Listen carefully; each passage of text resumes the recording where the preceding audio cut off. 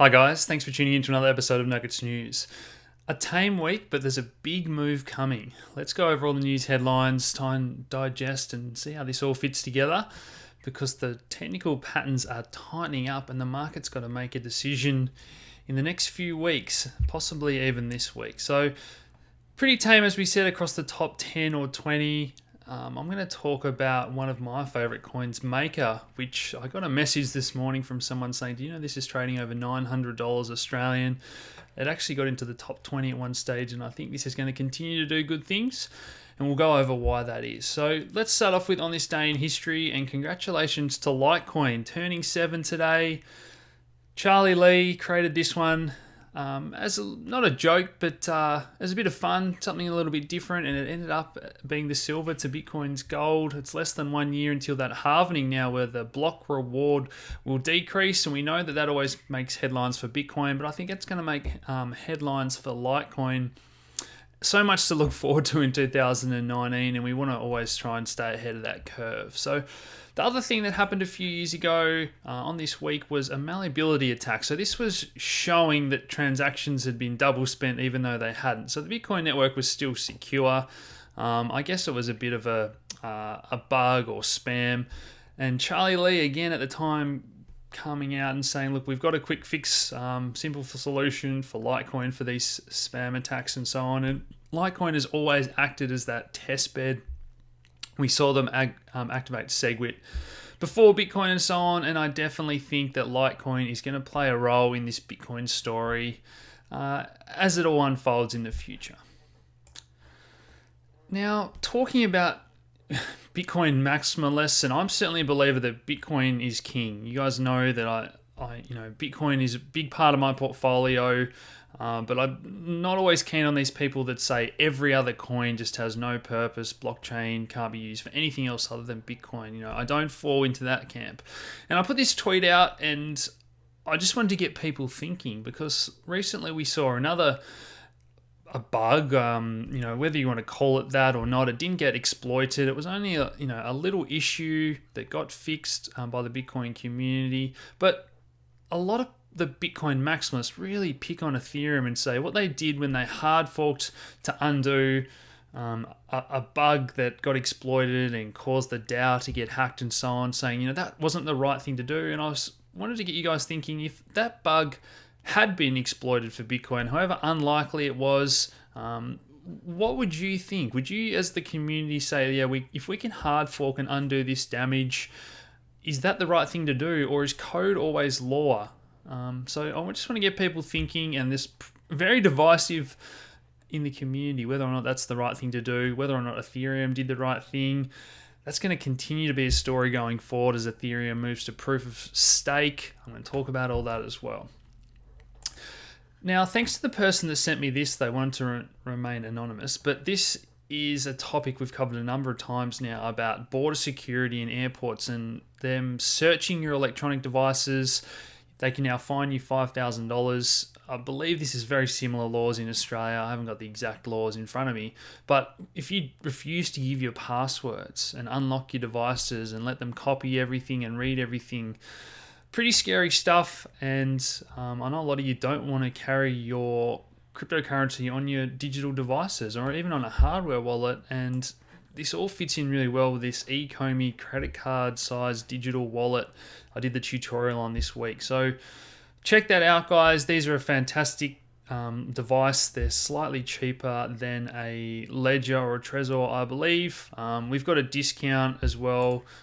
Check out that link and use that Nugget code if you're interested in this. Very stealth device to keep all your cryptocurrency on.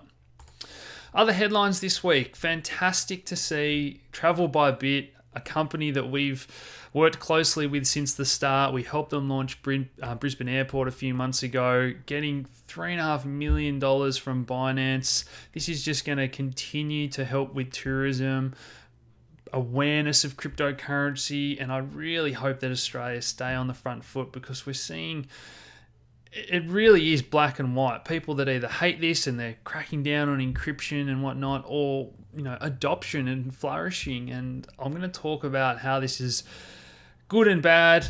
This story is going to continue to unfold in Australia, and I know what side you guys are on, but it's important that we keep having these conversations and convincing your friends and family and the public that crypto is a good, healthy thing for Australia and the world. Another story this week out of the Sydney Morning Herald, and this is the sort of mainstream media headlines that, Bitcoin's boring, it's not exciting anymore.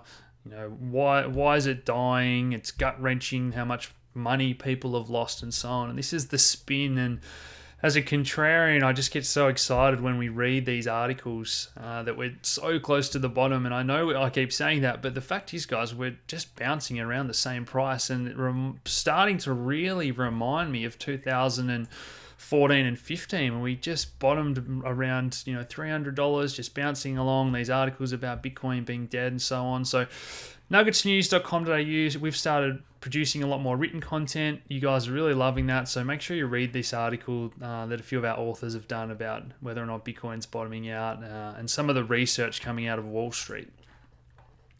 As I said this week, I wonder if Satoshi ever envisioned Bitcoin getting to $6,000 and the mainstream media would be labeling it dead, boring, and not volatile enough. Who would have thought?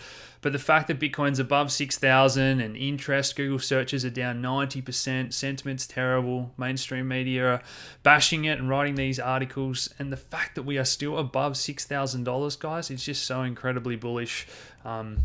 Building that launch ramp for the next leg higher, as I've said a number of times. This week, I actually was lucky enough to be featured on Sky News. So it's great to see some little corners, maybe the smaller channels starting to dip their toe in, and they know that viewers are hungry for this sort of stuff. They want to know what's going on with crypto. So check out that link. Check out Coincast Media if you want to see that video and our little appearance that we made there. The next thing I wanted to talk about was global interest rates. So it was pretty big news this week that the US 10-year bond, spiked well above 3%. And a very quick lesson in how bonds work. The price is inverse to the interest rate you receive. So interest rates are trying to price risk. Now, it's very complicated. As I said, this is very basic. So the fact that US, the world reserve currency, is trading at over 3%, in theory, that says that, well, it's a lot riskier to loan the money than Germany. And we see, negative interest rates still in Switzerland, where they don't even want you to lend them money. They're encouraging people to try and spend money and get the economy going. They don't want you to lend it or keep it in a bank account or whatnot. So this interest rate story and the US being so disjointed from the rest of the world, it's very important to keep an eye on the bond market. It's the biggest market in the world, trillions of dollars sloshing around, a lot of money from hedge funds and pensions funds. They're all tied up in bonds. And if US interest rates continue to go higher, and bond prices are falling, this can cause big movements in the stock market. It can be a leading indicator. And the more the interest rates change in one part of the world, like the US, that lend a lot of money to other parts of the world, like Australia, the more it puts pressure on the Australian Central Bank and other. We've spoken about the developing countries, emerging markets. It puts strain that there's a different interest rate in that peg, and it can really weaken their economy and force them to do things they might not have wanted to do. And we've seen the Aussie dollar get really weak. So again, I know you guys love it when I try and tie all this together, and it certainly fits with what we talk about with cryptocurrency. And as I just touched on, look how different the interest rates are. 24% in Turkey, 7% in Russia, US continuing to raise rates at an aggressive pace, and yet we still have negative interest rates in other parts of the world. So this fiat debt-based money system, it's not working. Just ask people in Venezuela or Turkey. Italy's probably next, and Greece. And these people that are saying no to banks and yes to Bitcoin are better off. There's no two ways about it. And this week we saw the likes of Argentina importing 30 Bitcoin ATMs, and that people vote with their money. As I just said, say no to banks. And this is going to continue to happen one by one in each country. And Bitcoin doesn't have to get the green flag from the US or China. It can be these little countries, little segments of communities that adopt it. It's trading at a huge premium in some of these countries already. Bitcoin is going to win, guys. I've never been so excited and confident about the future when you read these sort of stories. So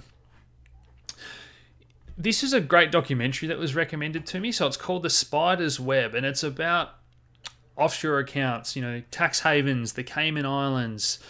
Have you ever wondered about how trust funds work and all that tax avoidance? And some crazy stats in this documentary that the population of the Cayman Islands, there's less people there than there are homeless people in New York. And these little islands have 80,000 businesses running through them, and something crazy like 250,000 accountants in the United Kingdom that are working and doing big business around the world, doing all their tax, all set up in these Cayman Islands, this part where they don't really exist or do business. And it's just crazy that we live in this world and this is still happening. But no, certainly a great documentary that I think you guys will enjoy. So that's called The Spider's Web if you want to check that one out. Speaking of the monetary system and fiat currencies losing their power and interest rates, Maker jumping over 20% this week. It entered the top 20 at one stage, and I think the DAI coin that they're making is the number one stable coin out there. So we've seen lots of other ones. I think this one is going to continue to surprise people with what they can do with it. I've said this a number of times, and that Maker governance coin is a big part of that ecosystem. So check out the videos I've done on that, but very exciting for me to see. For my members last year, you could only buy this coin on one little exchange, Oasis Dex, and we covered that one at $30 and hitting 900 Australian dollars today, 3,000% gain. That's what it's all about in our crypto community, trying to pick those little pockets that other YouTubers aren't covering, people aren't talking about in Facebook groups and so on. Really finding those little gems, and you only have to find one of them a month or even one of them a year. I know one person that put $10,000 into Maker that's now sitting on $300,000, guys. So you don't have to be actively trading every day, trying to get rich quick. Be patient. That took over a year, and that person has made a life-changing amount of money now.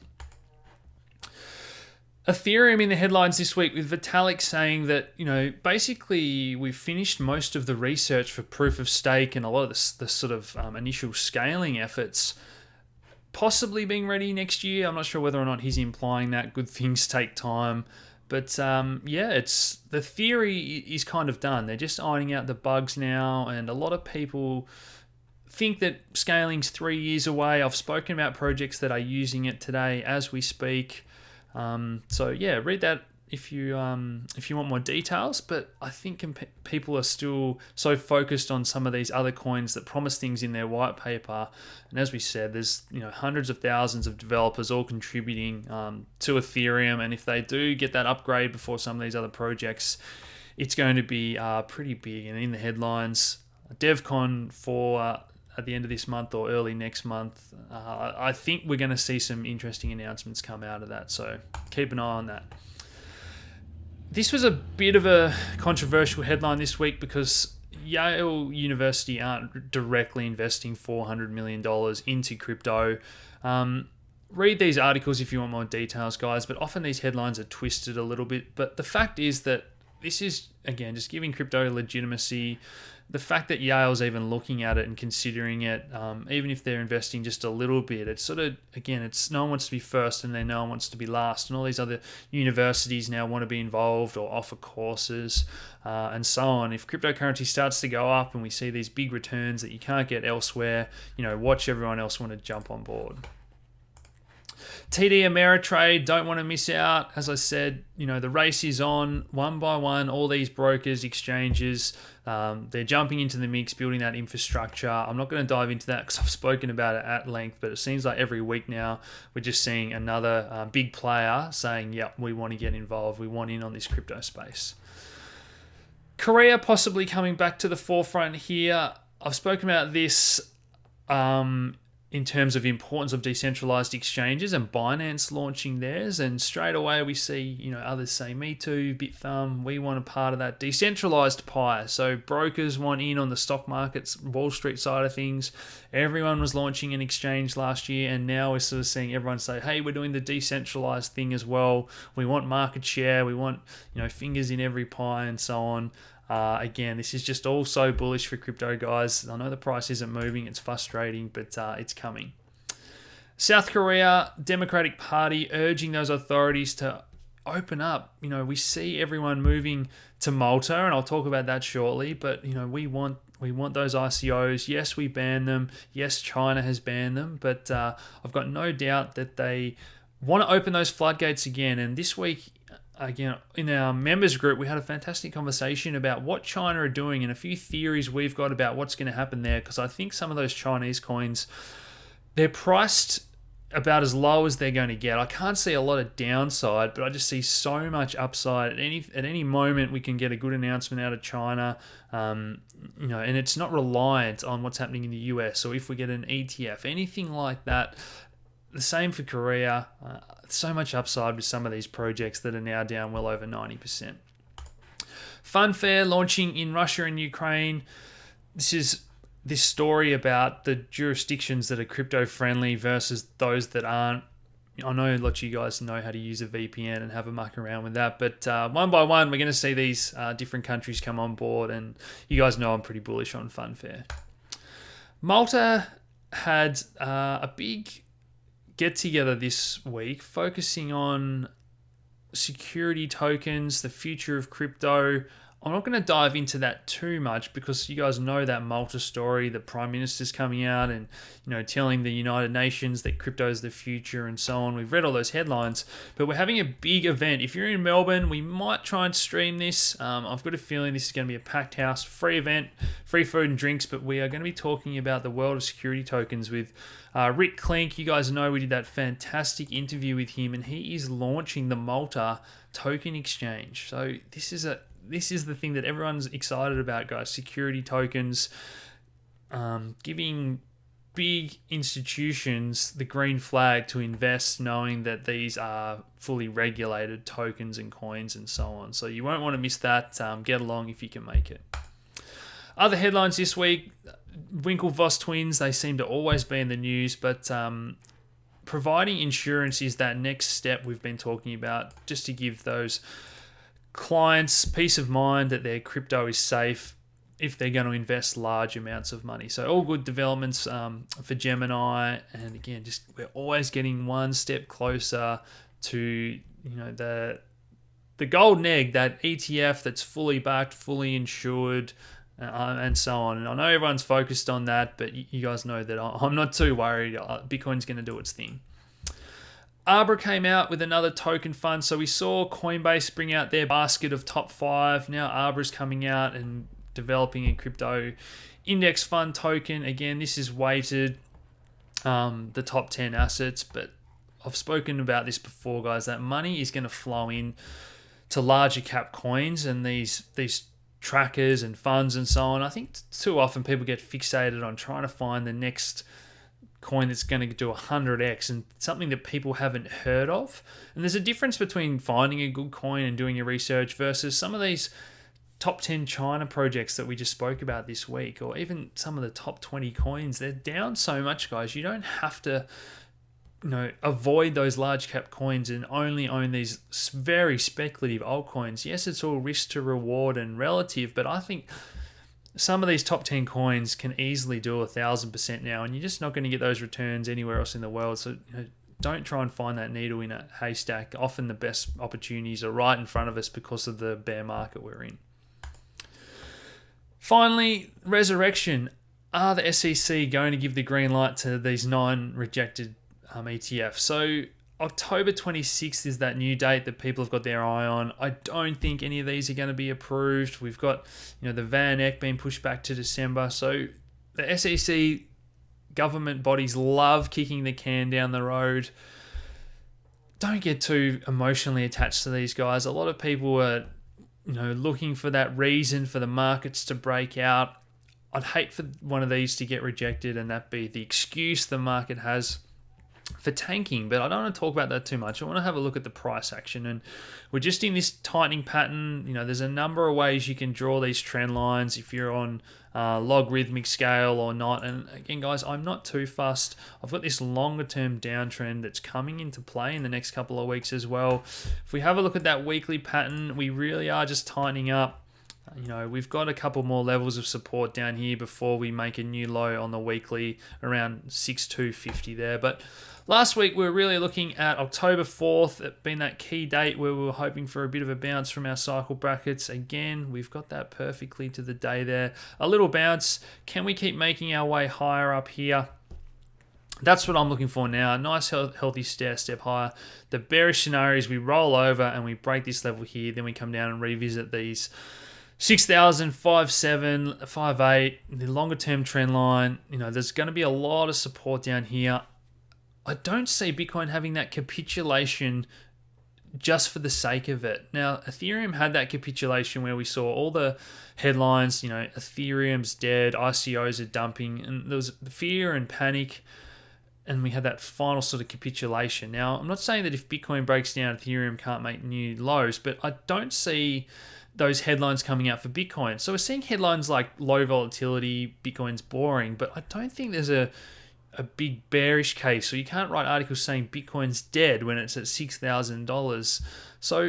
So interested to watch how the mainstream media push this around. There's been a few Tether and Bitfinex headlines. Is the market looking for that excuse to really scare people for that final sell-off? We'll be watching the volume, watching all those usual indicators, but I think there's a big move coming. We know it's going to happen in the next couple of weeks, but be aware that it can be a fake out. So if we get that dump and people go, oh my goodness, we've lost that level, we're going down to $3,000, $4,000, that's when we're likely for it to be quickly bought, V-shaped recovery, and we've seen it throughout this week, just these 15-minute big candles. You know, they want to trigger your stops, bully the market around, try and get the little guy, liquidator guy. So don't overtrade, just be patient.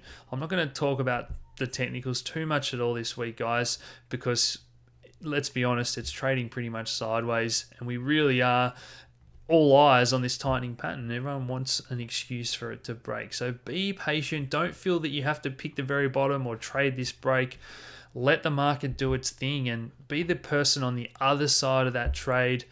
I want to finish on this because this was just a fantastic message to get. I'll let you guys pause that and read it if you like. But in full, guys, a message like this from someone that was FOMOing this time last year, buying coins when others were rushing into them and so on. This is what we want to be on the other side of that trade. If we get that panic and that sell-off and you can swoop in and buy some good altcoins on the cheap, you know, or you're being patient and you're waiting for those higher lows to form and you can margin trade breakouts and so on. Getting messages like this when someone has learnt the basics and made, you know, 5 figures in a couple of hours, that's the sort of thing that we really love, guys. So I'll talk to you again soon. Let's keep an eye on the headlines. I'm so excited for the future of crypto, guys. We know this big break is coming. Let's just be patient. Don't overtrade. Good things will happen. Good things will come to those that wait. So hit that like button, guys. Subscribe if you haven't already. Share these videos around, and thanks for tuning in. Cheers.